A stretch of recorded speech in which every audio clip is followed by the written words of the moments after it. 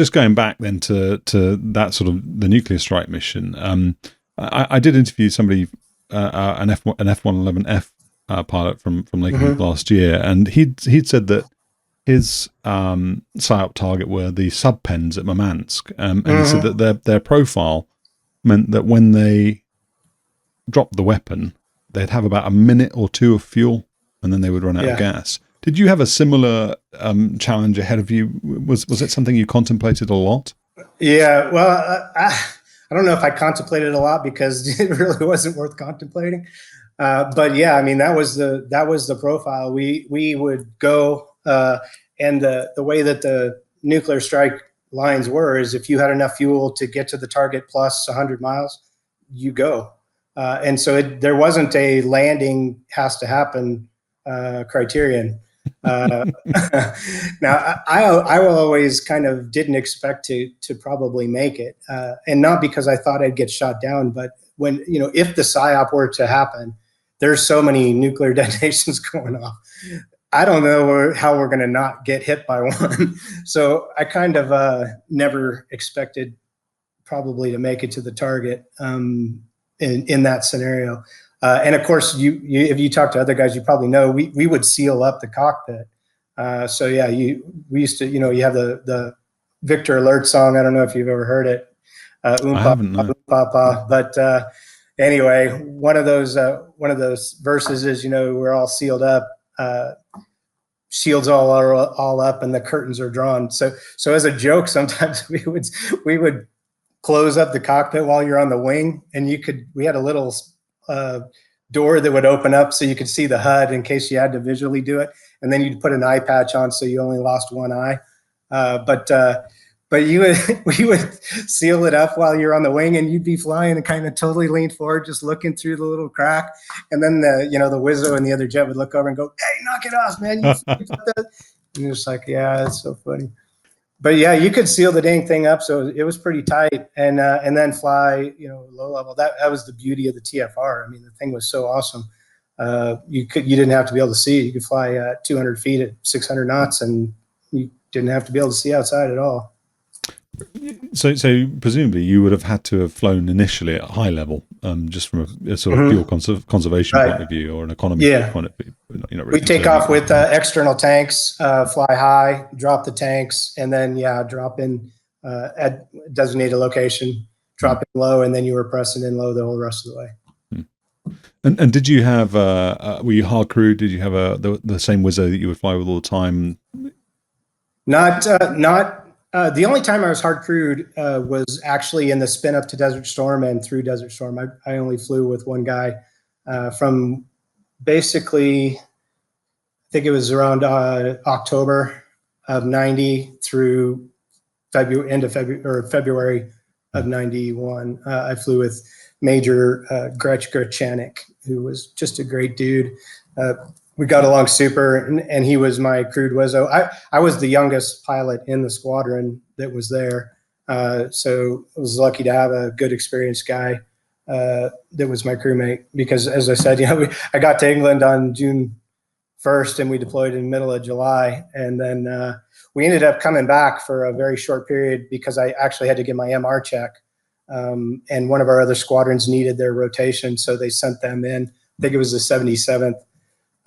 Went in behind us. We got extended for a couple of weeks, and then they came in, did 3 weeks, and then we got redeployed because the Tigers were the A squadron in the wing, and once it looked like we were probably going to go, they wanted us back there. So we redeployed in October or September, might have been end of September.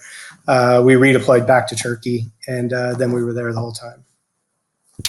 So can we talk a little bit about the capabilities, the warfighting capabilities of the F-111 then? If you were giving a capabilities briefing about the airplane, what sort of things would you be talking about? What sort of things would you be saying? Well, it's super fast, very, very capable in airspeed, plus the variable geometry wings give it a lot of different capabilities with speed and ability to, especially down low, just really get up and go. The TFR makes it very, very capable at night, low level. So, obviously you can do that hands off. And very fast. You can TF down to 200 feet up to 1.2 Mach. So you can rip through a lot of terrain at very low altitude. And so it's extremely capable. And then a lot of gas, carried 30,000 pounds of internal fuel. So that gives you a high, low, high, easy 3 hour, 2.5, 3 hour duration without refueling. And a matter of fact, during Desert Storm, I never actually had to get gas. We did go get gas a couple of times, and it was a cluster because you show up at the tanker and everybody's there. The first time I got gas during Desert Storm, I didn't need it, but once I waited so long to get gas at the tanker, I had to have it. I was like, why did we even come over here? But yeah, so it was very capable for duration, and that was no external tanks. We could carry external tanks as well. Large range of different kinds of weapons that it was capable of carrying. Everything conventional, plus nuclear stuff. There was an internal weapons bay that you could actually carry stuff in. We actually could carry a fuel tank in there, so you could have extra gas with no drag, which we never did. It actually had a gun pod that could be mounted in there. They did it during Vietnam, and the cool thing of that is it had a giant ammo drum, and it was canted 3 degrees down, so you could do level strafe at 200 feet, which was sweet. And that would have been really cool. I wish I would have gotten to do that, but it was kind of phased out by the time I got to the 111. So a lot of amazing combat capabilities, and especially the TFR. I mean, the TFR was just incredible. Could go from 25,000 feet down to 200 feet with a combat descent at night and not see a thing. Right. What's it like then? The experience of doing that. Yeah, I mean, if it was day VMC, we would do combat descent like anybody else. Roll over, pull well nose down, probably supersonic on the way down, and then level off gradually down to whatever you're comfortable with hand flying. But at night, you just engage the auto TFR, and we'd set it at 1,000. The TFR had set clearance planes, we call it. So what do you want to fly at? And it was 200, 300, 400, 500, 750, and 1,000. And then it had ride selection. It was called hard, medium, or soft. And what that really commanded is how hard the aircraft pushed over when it cleared terrain. A hard ride was -1G. So it was kind of, no kidding, a rough ride down on the deck. Medium is what we normally flew. Soft was a nice, gentle bunt. And so really what it did was control how close you stayed to the ground when you crossed an obstacle.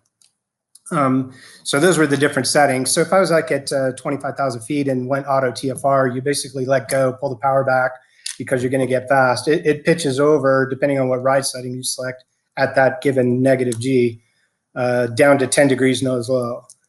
It'll hold the 10 degrees nose low until the radar altimeter rings in at 5,000 feet.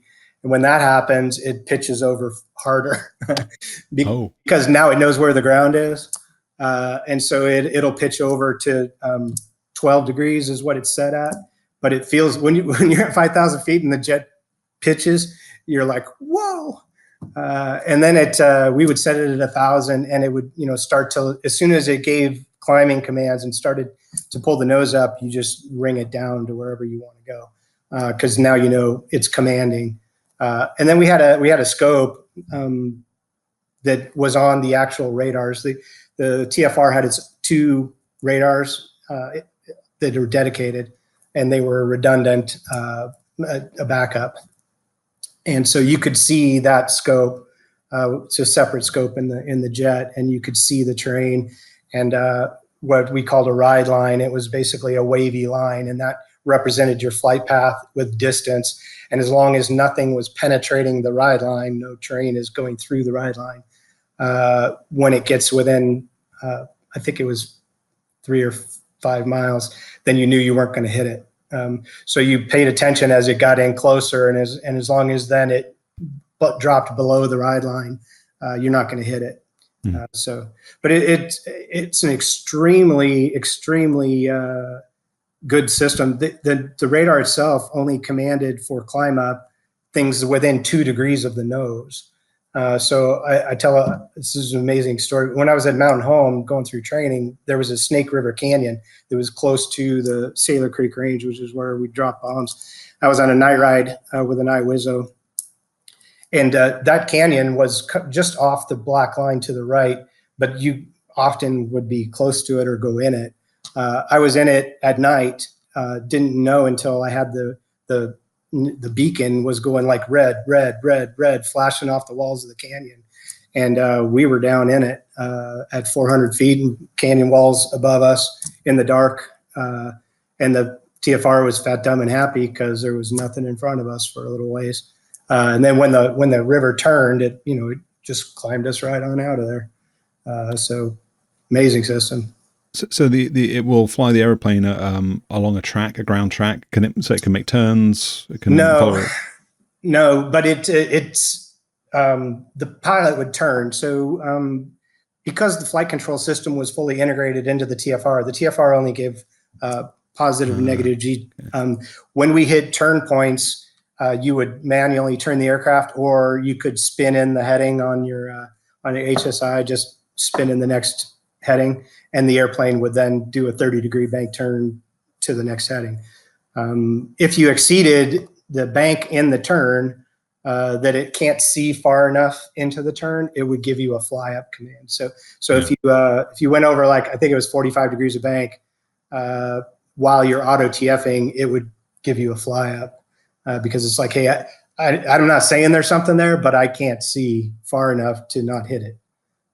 So you'd have to. You would need to know where you were, because if you were in that canyon and you rolled on some bank, and it's all terrain, it might actually pull you into the opposite side. Yeah, it would have. It could have. Yeah, But the canyon, was straight for a while, and then it curved, and when it curved, it could see the wall, and then when it needed to, it because it had to get over it, then that's when it climbed. But yes, if I would have tried to turn in the canyon, it probably would have given me a fly up as soon as it saw the terrain, and that could have been bad. So there's a lot of trust then. I mean, there's some cross tracking. You're looking at the e-scope, that sort of, that pathway, and you're trusting your Wizzo that he knows where you are and he's not going to. Yeah. Well, the matter of fact, it's funny that you say that, because when I saw the thing flashing, I said to the Wizzo, I go, "Hey, dude, I think we're in a canyon." And there was a little flap on the side of the feed bag. So he opened it up and he goes, "Yeah, look." And you could see that the radar was just, there was only about that much that you could see, and it was just black on the sides because the radar was sweeping the whole way. There just wasn't anything to see because it was just hitting the walls. So he knew we were there. I didn't, but I guess he didn't tell me, but yeah, when I said, "Dude, I think we're in the canyon, look at the lights," he's like, "Oh yeah, look at the radar." So what were the challenges then of that conventional mission? What were, what sort of circular error probable were you working with? How close to the target could you get your bombs? It's funny, the ballistics, everything in the aircraft is set for real weapons. So anytime you dropped a real weapon, it was always better. So when we dropped practice bombs, the ballistics for a BDU-33, a 25-pound little blue bomb, they're not really in the airplane. So it simulated a Mark 82 slick or Mark 84 slick. I mean, so it was good for training. But every single time I dropped heavyweights in training, it was a shack. Every single time. And so I would much rather drop real weapons because the airplane was programmed for those weapons and it knew the ballistics cold. So even high drag. I mean, my first heavyweight drop at Mountain Home was we had 8 loaded slant 4 Mark 82 airs, so the ones with the balutes, and came in, and we actually had a string of 8 vehicles. And so we put the Dimpy in the middle, and they were evenly spaced, and I calculated it and set the intervalometer so potentially I could hit out every one of them. And no kidding, it did.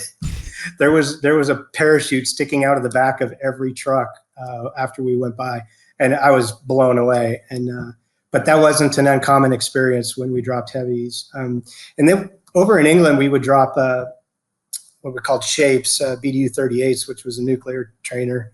And we did that over at Lea Horse Range in Holland, mostly. And every time I dropped in one of those, it was a shack. And that's in a lay down delivery, which is a very fast 200-foot drop, usually 600 plus knots. But yeah, every time I dropped one, it was a shack. So it was very good. It was very capable. And that's with the primary delivery of radar bombs. So we would normally, we always planned to not be able to see.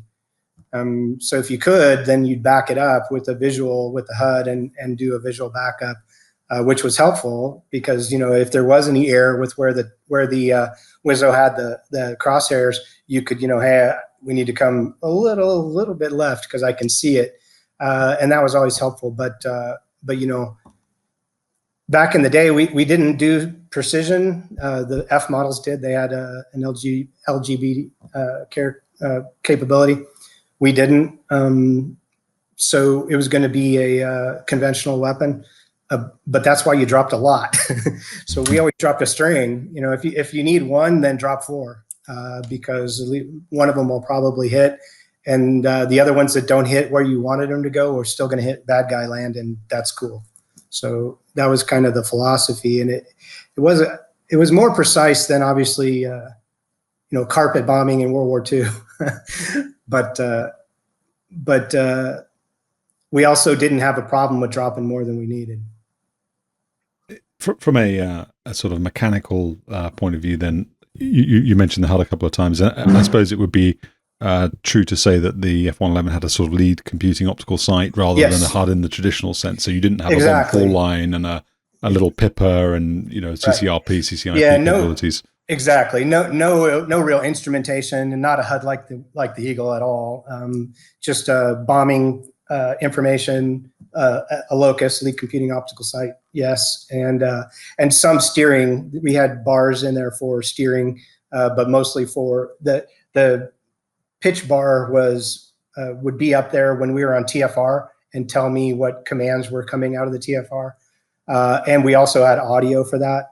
So high-pitched boops were climbs and low-pitched boops were descents. So the TFR talked to you, and you had visual representation in the HUD for that. And then your steering bar was there when you were doing a radar bomb.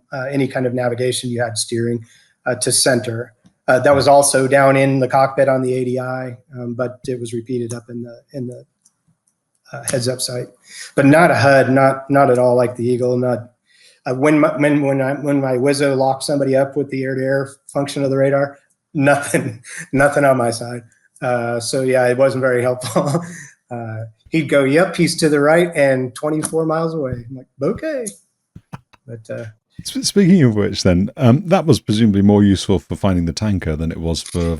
It was good for tankers. But you could carry AIM-9, couldn't you? We did. We carried Papas, so stern aspect only, and not very useful. It was actually when I went to the AT-38, when we trained with the AT-38, we basically said a 10 mil circle around the upper eyebrow on the gun sight was where you'd put the AIM-9. That was about what we did in the F-111. So you basically pull them to a certain spot in the heads-up display there, and you'd get a growl. And if you got a growl, you'd let it go. But yeah, you couldn't shoot anybody in the face with it. Really, that wasn't a capability. And they'd have to basically roll out in your formation, which happened occasionally during a central enterprise. And I went to TLP over at Florence, Belgium. I did that course, and I had a couple of times where people rolled into the middle of the gorilla, and I was like, oh, okay, boom, AIM-9 dead. So it wasn't a offensive weapon. It was we had it. Matter of fact, during Desert Storm, they took them off the jets. They're like, we don't even want you to think about it. We were flying at night. It didn't really matter. But yeah, they said, yeah, we don't want you accidentally shooting somebody. You guys really don't know what you're doing with it. And that was probably a given. If you enjoyed this clip and want more You can go to 10percenttrue.com, hit subscribe. You get early ad-free access to all my content. Appreciate your support.